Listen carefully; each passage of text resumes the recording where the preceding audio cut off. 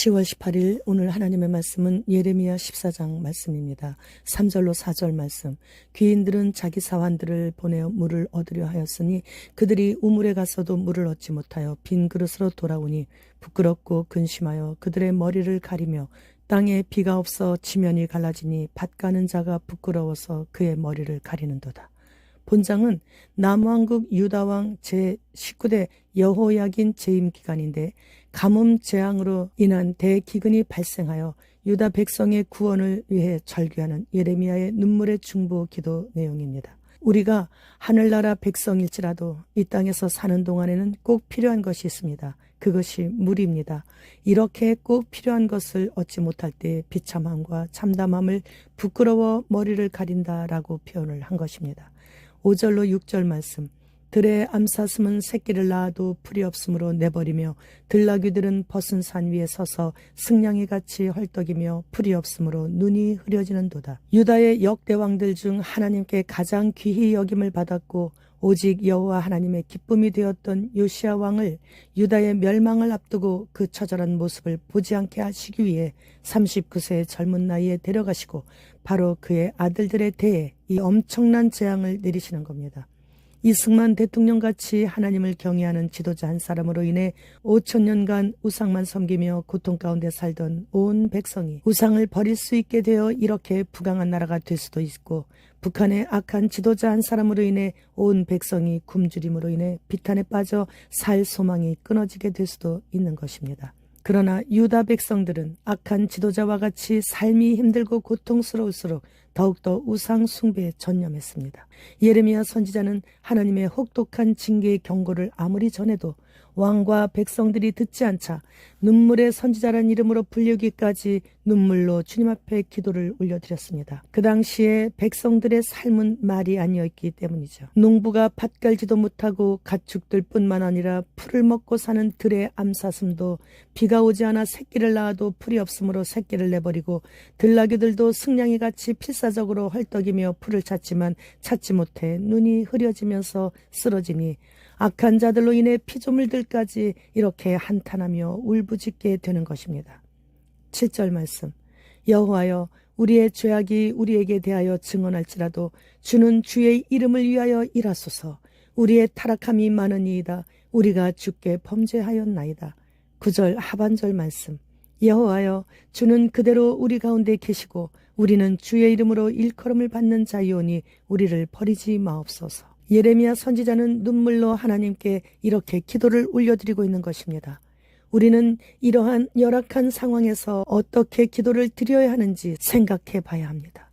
누가 나를 조금 번거롭게 하거나 불편하게 하면, 그리고 조금 억울한 일을 당하면 하나님의 뜻은 안중에도 없이 자신의 생각대로 당장 싸우러 나가고 법정에 소송을 걸고 씩씩거리지 않습니까? 그러나 이제는 우리에게는 그럴 시간도 주어지지 않았습니다. 주님께서 저만치 오시고 계심이 눈에 보일 정도로 주의 강림이 가까웠기 때문입니다. 지금은 세계 정세가 너무나 어지럽고 곳곳에서 고통받고 우는 자들이 넘쳐나고 있습니다. 이때 우리는 예레미야 선지자와 같이 눈물로 주님께 호소하는 성숙한 그리스도인이 되어야 합니다. 11절로 12절 말씀.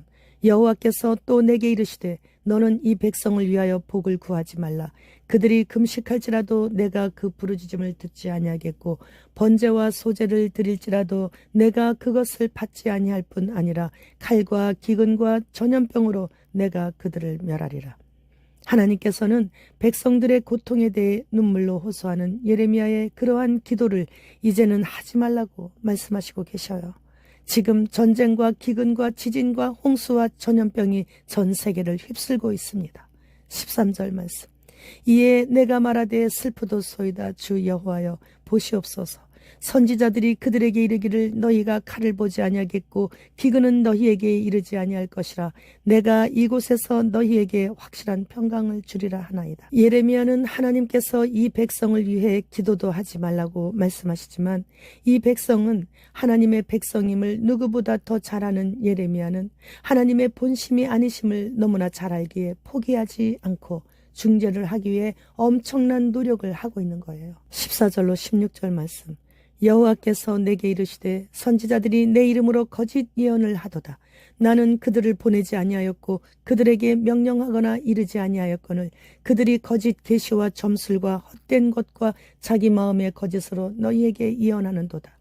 그러므로 내가 보내지 아니하였어도 내 이름으로 예언하여 이르기를 칼과 기근이 이 땅에 이르지 아니하리라 하는 선지자들에 대하여 여호와께서 이와 같이 말씀하셨노라. 그 선지자들은 칼과 기근에 멸망할 것이요 그들의 예언을 받은 백성은 기근과 칼로 말미암아 예루살렘 거리에 던짐을 당할 것인즉 그들을 장사할 자가 없을 것이요 그들의 아내와 아들과 딸이 그렇게 되리니 이는 내가 그들의 악을 그 위에 부음이니라. 이처럼 하나님의 징벌이 이미 놓여졌기 때문에 이제는 예레미야도 어쩔 수 없습니다.